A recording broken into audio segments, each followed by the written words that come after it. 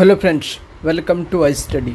DFCCIL dedicated freight corridor corporation of India limited की ओर से एक रिक्रूटमेंट निकाल रखी है, जिसमें आप लोग की दो टाइप की पोस्टें थी। एक एग्जीक्यूटिव की पोस्ट थी, एक जूनियर एग्जीक्यूटिव की पोस्ट थी।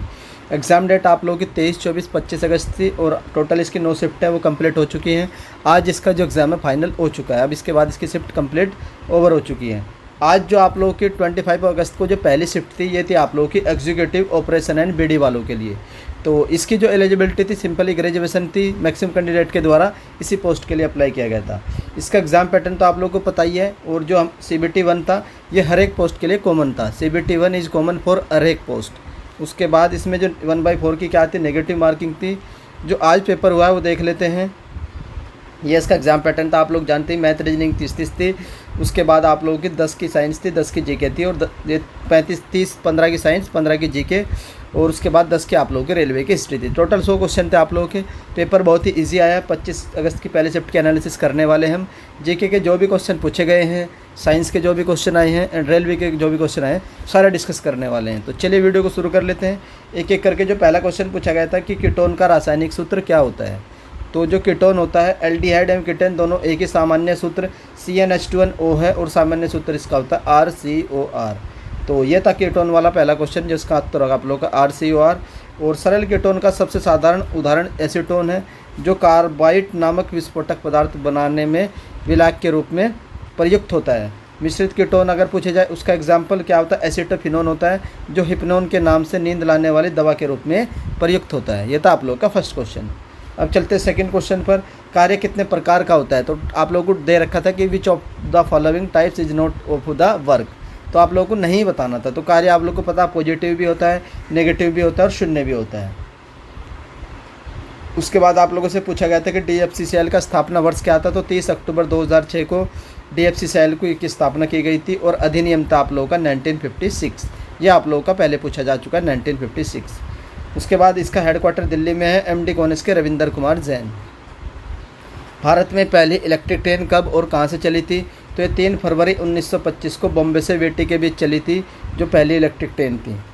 और ये 1500 वोल्ट DC पर चली थी, पर विद्युत किया गया था। इसके तत्कालीन Bombay governor sir Leslie Wilson ने हरी झंडी दिखाकर इसको रवाना किया गया था। मानव शरीर के सूक्ष्म तत्व कौन कौन से होते हैं, ये क्वेश्चन पूछा गया था। तो आप लोगों का जो ऑप्शन होगा उसमें या तो जिंक होगा, या आप लोगों का तांबा कॉपर होगा, या क्रोमियम होगा। जो भी इन ऑप्शन में से होगा वही आप लोगों का उत्तर होगा।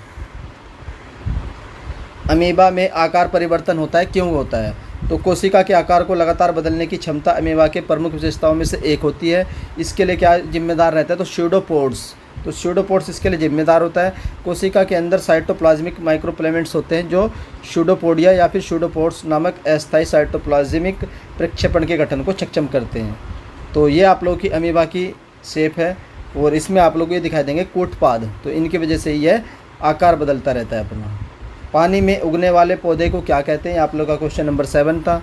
तो पानी में उगने वाले पौधों को बोला जाता है हाइड्रोपोनिक्स। तो ये आप लोग देख लीजिए, ये इनकी पिक्चर है, जो पानी में पौधे ग्रो किए जाते हैं। उसके बाद पूछा गया था आप लोग का साउथ एशियन फुटबॉल फेडरेशन की जो चैंपियनशिप होती है 2023 वाली, इसका आयोजन कहाँ किया गया है। तो इसको देख लेते हैं। भारत ने सैफ चैंपियनशिप का फाइनल का मुकाबला जीत लिया है। इस तरह से भारतीय टीम ने इसे लगातार 9वीं बार सैफ चैंपियनशिप को जीता है, जो बेंगलुरु के कर्नाटक में आयोजित की गई थी। ये आप लोगों का क्वेश्चन पूछा गया था स्पोर्ट्स से रिलेटेड। फिर आता RH विटेकर ने जो वर्गीकरण किया था, तो वो उसने कितने टाइप में किया था। तो टोटल टाइप थे 5। तो ये आप लोग का नंबर बताना था। मोनेरा, प्रोटेस्टा, फंगिस, प्लांटा और एनिमेलिया। क्वेश्चन नंबर 10 चलते हैं। देश की पहली अंत्योदय एक्सप्रेस कहाँ से कहाँ तक चली थी। तो यह ट्रेन एर्नाकुलम से छूटकर सलेम, काटापाड़ी, विशाखापट्टनम होते हुए हावड़ा पहुँचेगी। तो देश की पहली एक्सप्रेस ट्रेन कोच्चि के एर्नाकुलम से हावड़ा स्टेशन के बीच शुरू की गई थी। उसके बाद आप लोगों से पूछा था कि जन औषधि ट्रेन कब शुरू की गई है। तो ये शुरू की गई 2010 में। लोगों को जेनरिक दवाइयों की गुणवत्ता के बारे में शिक्षित करने के लिए भारतीय रेलवे ने शुक्रवार को जन औषधि ट्रेन की शुरुआत की। ट्रेन के रेल मंत्री अश्विनी वैष्णव और स्वास्थ्य मंत्री डॉक्टर मनसुख मांडविया ने दिल्ली के हजरत निजामुद्दीन स्टेशन से हरी झंडी दिखाकर इसको रवाना किया। तो ये था आप लोगों का ये question number 11 Jan Aushadhi train से रिलेटेड। उसके बाद आता है क्वेश्चन नंबर 12, बाल विवाह निषेध अधिनियम कब पारित किया गया था। तो बाल विवाह प्रतिबंध अधिनियम 1929 में 28 सितंबर 19 को imperial legislative council of India में पारित हुआ था। इससे क्या था कि लड़कियों के विवाह की आयु 14 रखी गई थी और लड़के के विवाह की आयु 18 वर्ष निर्धारित की गई थी। बाद में उसको जो चेंज किया गया, लड़कियों की 18 कर दी और लड़कों की 21 कर दी गई थी। क्वेश्चन नंबर 13 पूछा गया था, अवरक्त तरंगों की तरंगदैर्ध्य कितनी होती है? तो ये होती है 10⁻³ मीटर से लेकर के 7800 एंगस्ट्रॉम के बीच इनकी रेंज होती है, अवरक्त वेव जो होती है। क्वेश्चन नंबर 14 था कि DFCL को 2023-24 जो बजट है उसमें कितना फंड मिला है? तो इसमें मिला है 27,482 करोड़। उसके बाद क्वेश्चन नंबर 15 पूछा गया था कि सिमलीपाल राष्ट्रीय उद्यान कहाँ स्थित है? तो सिमलीपाल का जो नाम है वो शिमूल नामक एक कॉटन के पेड़ के नाम पर पड़ा है।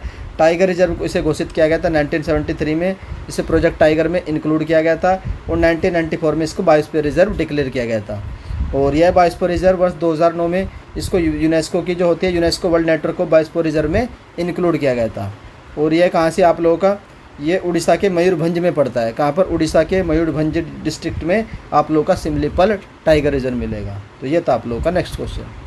उसके बाद क्वेश्चन नंबर 16 देख लेते हैं। इंडिया DFCCL की स्थापना दिवस कब होता है? तो 23 अक्टूबर 2006 को। इंडक्टिव रिएक्टेंस की SI यूनिट पूछी थी, ये होती है आप लोगों की ओम्स। इंडक्टिव रिएक्टेंस की SI यूनिट ओम्स। दो अणुओं के बीच लगने वाले आकर्षण बल को क्या कहते हैं? तो इसको बोलते हैं अंतराण्विक बल। यह आप लोगों का क्वेश्चन नंबर 18 था।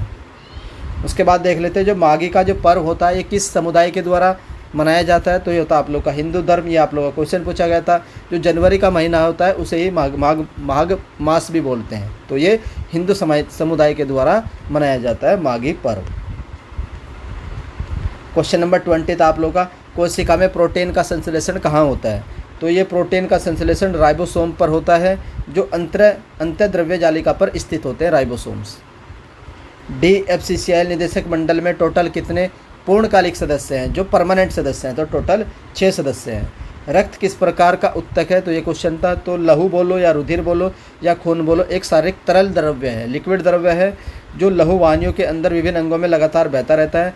रक्त वाहिनियों में प्रवाहित होने वाला यह गाढ़ा कुछ चिपचिपा लाल रंग का द्रव्य एक जीवित उत्तक है। क्या? कनेक्टिव टिश्यूज है। इसके अंदर क्या रहता है? प्लाज्मा जो लिक्विड पार्ट रहता है, और बाकी जो इसमें आप लोगों की RBC, WBC और प्लेटलेट्स ये फ्लोट करती रहती हैं। तो ये था आप लोग का ब्लड से रिलेटेड जो क्वेश्चन आया था। प्लाज्मा वह निर्जीव तरल माध्यम है। तो प्लाज्मा क्या है? ब्लड का लिक्विड पार्ट है, जिसमें रक्त के जो कण है वो फ्लोट करते रहते हैं, RBC, WBC और प्लेटलेट्स। क्वेश्चन नंबर 23 था, पाइका रेबेलियन का नेतृत्व किसने किया गया था और ये रेबेलियन कहाँ हुआ था? तो वर्ष 1817 का जो पाइका रेबेलियन है 1857 के पहले 40 साल पहले हुआ था ये, और ये 1817 में बक्सी जगबंधु के नेतृत्व में उड़ीसा में हुआ था पाइका रेबेलियन। ये था आप लोग का क्वेश्चन नंबर 23। उसके बाद क्वेश्चन नंबर 24 देख लेते हैं। DFCCL ने एक नया संस्थान का अभी इनॉग्रेशन हुआ है, तो ये कहाँ पर हुआ? ये आप लोग का करंट से रिलेटेड करके क्वेश्चन पूछा गया था। तो DFCCL के MD श्री RK जैन ने आगामी heavy hole institute HII heavy hole institute इसका उद्घाटन किया है, और ये कहाँ पर उद्घाटन किया गया? तो नोएडा में किया गया था। कहाँ पर? नोएडा। क्वेश्चन नंबर 25 देख लेते हैं। DFCCL का प्रोजेक्ट कितने प्रतिशत पूर्ण हो चुका है? तो ये आप लोग का 88% पूर्ण हो चुका है। तो ये 25 क्वेश्चन थे जो मुझे मिले हैं। इनमें से किसी भी क्वेश्चन में आप लोग को एरर लगते तो आप लोग कमेंट करके उसको ठीक कर दीजिएगा। बाकी 5-6 क्वेश्चन जो आप लोग को याद हों, जिसने एग्ज़ाम दिया हो फर्स्ट शिफ्ट में, वो कमेंट कर सकता है। अब मैं आप लोगों को दिखा देता हूँ जो मैंने पेड PDF बेची थी उसके फ़ायदा किस किस को हुआ है, किसको नहीं। मैंने एक पेड PDF निकाल ली थी, 50 रुपीज़ उसकी कॉस्ट थी। अब जो बच्चों के रिव्यू आए हैं पेपर देने के बाद, वो हम देख लेते हैं। तो इस कैंडिडेट को मेरे द्वारा एक पेड PDF बेची गई थी, रेलवे की हिस्ट्री की 57 पेज थे हिंदी में। तो इसका रिव्यू देख ली बच्चे का। इस PDF में 10 में से 8 क्वेश्चन मिले पेपर में। तो ये था एक कैंडिडेट का रिव्यू। अब दूसरे कैंडिडेट का दिखाता हूँ। ये सेकंड कैंडिडेट का रिव्यू है। इसने बताया कि सर इसमें से मुझे 4-5 क्वेश्चन मिले हैं आपकी पेड PDF से। ये तीसरे कैंडिडेट का रिव्यू। भाई मैक्सिमम क्वेश्चन PDF से आए थे, बट मेरे अच्छे से रिवाइज नहीं कर पाया था, कन्फ्यूजन में गया ऑप्शन में। तो ये देखिए पेड PDF जिन भी कैंडिडेट ने खरीदी थी उसको फ़ायदा हुआ है। 50 रुपीज़ कॉस्ट रखी गई थी। तो आप लोग देखिए, क्योंकि मुझे पता है कि क्या क्या किस किस टाइप के क्वेश्चन रेलवे पूछता है, तो उसी बेस पर मैंने PDF को तैयार किया था। आप लोग भी कमेंट करके बता सकते हैं जिसने पेड PDF परचेज की थी उसको कितना फ़ायदा हुआ है। और अगर आप लोग चाहते हैं कि सर इसमें जो मार्केटिंग आएगी, मेंस में मार्केटिंग एंड इकोनॉमिक्स आएगी और एक पोर्शन हो रहेगा इसमें आप लोगों का, उसकी भी पेड PDF तैयार की जाए, तो आप लोग मुझे कमेंट करके बोल दीजिएगा। आप कमेंट करके बताइएगा कि सर मेंस के लिए पेड PDF को तैयार कर दीजिए। तो मैं अभी से तैयार करूँगा, बहुत अच्छे से डिज़ाइन करूँगा, अभी बहुत समय है मेंस के लिए, जिससे आप लोगों को फ़ायदा होगा। आई होप आप लोगों को इस शिफ्ट की एनालिसिस पसंद आई होगी, और अगर हाई स्टडी चैनल की ओर से की गई एनालिसिस आप लोग को पसंद आती है तो आप लोग वीडियो को लाइक कर सकते हैं, और अगर चैनल पर फर्स्ट टाइम विजिट कर रहे हैं तो चैनल को सब्सक्राइब कर लो, बेल आइकन को ऑन रख लो। जैसे ही आप लोगों की आंसर की आएगी उसकी जानकारी आप लोगों को हाई स्टडी चैनल से दे दी जाएगी। वीडियो देखने के लिए धन्यवाद। Thank you.